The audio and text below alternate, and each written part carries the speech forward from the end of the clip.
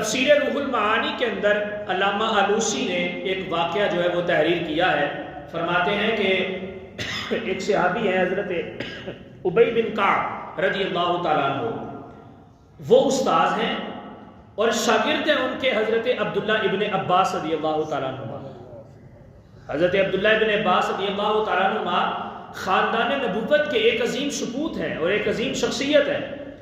تو اس روایت کو میں نے ایک دو جگہ پہ استاذ کے احترام کے ضمن کے اندر بھی ذکر کیا ہے، یا بڑوں کے احترام کے ضمن کے اندر بھی ذکر کیا ہے.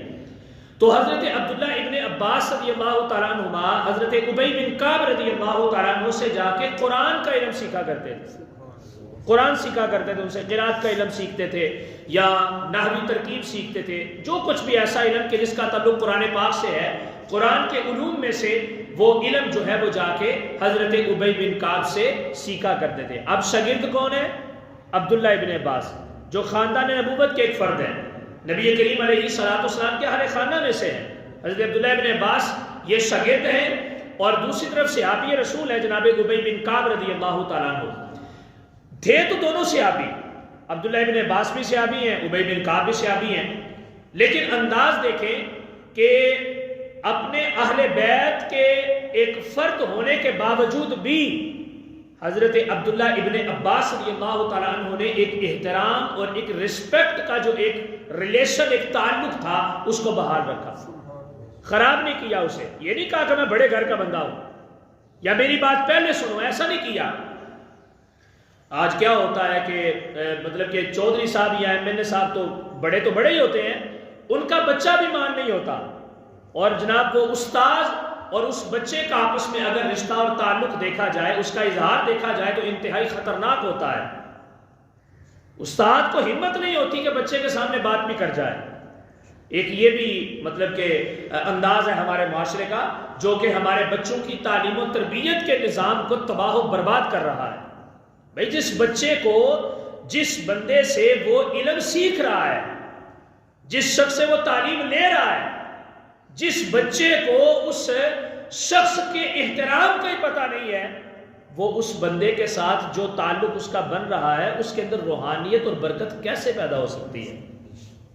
لہذا سٹیٹس کا ہونا ایک علیحدہ چیز ہے. ہر ایم این اے جو ہوتا ہے اس کا کوئی نہ کوئی استاد ہوتا ہے، ہر جاگیردار جو ہوتا ہے اس کا کوئی نہ کوئی استاد ہوتا ہے، ہر پیر کا کوئی نہ کوئی استاد ہے، ہر بڑے منصب والے کا کوئی نہ کوئی استاد ہے، اور ٹیچر کا بھی کوئی نہ کوئی استاد اور ٹیچر ہے. یہ بڑے منصب کے اوپر بیٹھ جانا یہ کوئی بہت بڑی بات نہیں ہوتی. وَتُعِزُّ مَن تَشَاءُ وَتُذِلُّ مَن تَشَاءُ، لیکن استاد جو ہے اس کا احترام ہے اور وہ ہمیشہ ہی رہتا ہے. اس کے احترام کو کبھی ذلت کی نگاہ سے نہیں دیکھا جا سکتا. جو استاد کے درجے کے اوپر فائز ہو گیا، وہ بڑا مشہور ایک مقولہ منسوب تو جناب مولا کائنات کی طرف ہوتا ہے، لیکن خیر ہے ان کا نہیں ہے. لیکن بطور حکایت عرض کرتا ہوں کہ فرمایا گیا کہ جس نے مجھے ایک لفظ بھی پڑھایا، ایک لفظ بھی سکھایا، وہ میرا آقا ہے. اب یہ کوئی چھوٹی بات تھوڑی ہے. پھر دیکھیں استاذ کا جو ایک درجہ ہے، یہ انبیاء کرام علیہ السلام کی نسبت ہے. اور سب سے بڑی مزے کی بات، نبی رحمت صلی اللہ علیہ وآلہ وسلم خود اپنے بارے میں فرماتے ہیں، انا بعثت معلما، مجھے اللہ نے استاد بنا کے بھیجا ہے. پیغمبری شعبہ ہے. لہٰذا آپ چودھری ہوں گے، اپنے حلقے میں ہوں گے، اپنے لوگوں میں ہوں گے، اپنے گھر میں ہوں گے، لیکن جو استاد ہے وہ استاد ہی ہے. اس کے درجے کو آپ کی چودراہٹ کچھ عرصے کے بعد ختم ہو جائے گی، لیکن استاد کا جو ایک درجہ ہے وہ ختم نہیں ہوگا. وہ ختم ہوگا تو تب ہی ہوگا جب استاد کو موت کا ذائقہ چکھنا پڑے گا. تو حضرت عبداللہ ابن عباس شاگرد ہیں، ابی بن کعب استاد ہیں. اب حضرت عبداللہ ابن عباس کیا کرتے تھے؟ ابی بن کعب رضی اللہ تعالیٰ عنہ کے دروازے کو جا کے دستک بھی نہیں دیتے تھے، دستک بھی نہیں دیتے تھے. تو کرتے کیا تھے؟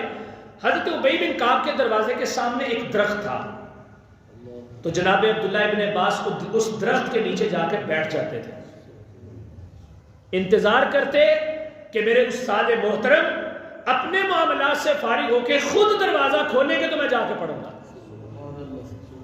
میں دلیل دینے کو تیار ہوں. یہ تفسیر روح المعانی کے اندر لکھا. علامہ آلوسی نے فرماتے ہیں کہ حضرت عبداللہ بن عباس انتظار کرتے تھے، اور اس روایت کو انہوں نے کس آیت کے تحت ذکر کیا؟ سورہ حجرات کے اندر نبی کریم صلی اللہ علیہ وآلہ وسلم کے پاس نا کچھ لوگ آئے اور حضور اپنے خیمہ اقدس کے اندر تشریف فرما تھے، اور انہوں نے باہر سے آ کے یا محمدہ یا محمدہ یا محمدہ کی آوازیں دینا شروع کر دی کہ ہم آئے ہیں، ہماری بات سنیں، یا ہمیں بلایا جائے یا باہر نکل کے ہماری بات کو سنا جائے۔ اللہ نے فوراً وحی کو نازل فرما دیا، فرمایا محبوبہ کام یہ غلط کر رہے ہیں، لیکن ان کو پتہ نہیں ہے ابھی تیری عظمت کا، تیری عزت کا ان کو پتہ نہیں ہے ابھی، لہٰذا ان کے بارے میں سخت لہجہ اختیار نہ کرنا، لیکن ساتھ یہ پیغام بھی دے دیا کہ بہتر یہ تھا کہ یہ تمہارا انتظار کرتے، بہتر یہ تھا کہ آپ کا انتظار کرتے، آپ خود اپنے حجرہ اقدس سے باہر تشریف لاتے، پھر آپ ان کی طرف نظر رحمت فرماتے تو پھر یہ آپ کی خدمت میں حاضر ہوتے۔ یہ قرآن پاک کا واضح بیان، یہ واضح ٹیکسٹ ہے، سورہ حجرات کے اندر اللہ رب العزت نے اس کو بیان فرمایا ہے۔ اس آیت کے ضمن کے اندر اس روایت کو علامہ آلوسی جو ہے وہ لے کے آئے ہیں، فرماتے ہیں کہ ابی بن کعب نے دروازہ کھولا اور بہا مرتبہ ایسا ہوا، کئی مرتبہ ایسا ہوا، ایک ہی سوال ہوتا تھا اور اس کا ایک ہی جواب ہوتا تھا، ایک ہی سوال، اور سوال کیا ہوتا تھا؟ سوال یہ ہوتا تھا کہ ابن عباس اس طرح آ کے انتظار کر کے مجھے گناہ گار نہ کیا کریں۔ استاد اب اپنے شاگرد کو یہ کہہ رہا ہے، اب یہ استاد اپنے شاگرد کو یہ جو الفاظ کہہ رہا ہے، شاگرد کے تعلقات کے اندر کوئی دم ہے تو استاد یہ کہہ رہا ہے نا، کوئی دم ہے تو استاد یہ کہہ رہا ہے نا۔ اب انہیں بھی نظر آ رہا تھا کہ یہ خاندان نبوت کا فرد ہے، یہ حضور کے اہل بیت اطہار میں سے ہیں، یہ حضور کا خون پاک ہے، پتہ تھا ان کو حضور کے چچا زاد بھائی ہیں، اس احترام کے پیش نظر کے اہل بیت اطہار میں سے ہیں۔ آپ نے فرمایا عبداللہ ابن عباس یوں انتظار نہ کیا کریں، دستک دے دیا کریں کہ میں آ گیا ہوں، مجھے آواز دے دیا کریں، پیغام بھیج دیا کریں کہ میں آ گیا ہوں۔ تو حضرت عبداللہ ابن عباس نے پتہ ہے کہ آگے سے جواب کیا ارشاد فرمایا؟ آپ نے آگے سے جواب دیا کہ اے میرے استاد، کیا آپ نے اللہ کا وہ فرمان نہیں پڑھا جو سورہ حجرات میں اللہ نے حضور کو کہا تھا؟ اور وہ فرمان وہی کہ یہ باہر انتظار کرتے تو میرے محبوب آپ خود باہر تشریف لاتے اپنے معمولات سے فارغ ہو کے۔ تو آپ نے فرمایا میرے استاد محترم، اگرچہ میں ابن عباس ہوں، اگرچہ خاندان نبوت میں سے ہوں، لیکن آپ کا شاگرد ہوں، آپ کا استاد نہیں ہوں۔ وہ تعلیم سیکھنے آئے تھے تو اللہ نے وحی کو نازل فرما دیا، میرے محبوب تمہیں آوازیں دے رہے ہیں، ان کی آوازوں کے اوپر غصہ نہ کرنا، ناراض نہ ہونا، چونکہ اگر تمہیں جلال آ گیا تو پھر میرا عذاب آ جائے گا، تو میں ان کے اوپر عذاب نہیں اتارنا چاہتا کیونکہ یہ لا علم ہے، ابھی تیری ذات سے یہ واقف نہیں ہے۔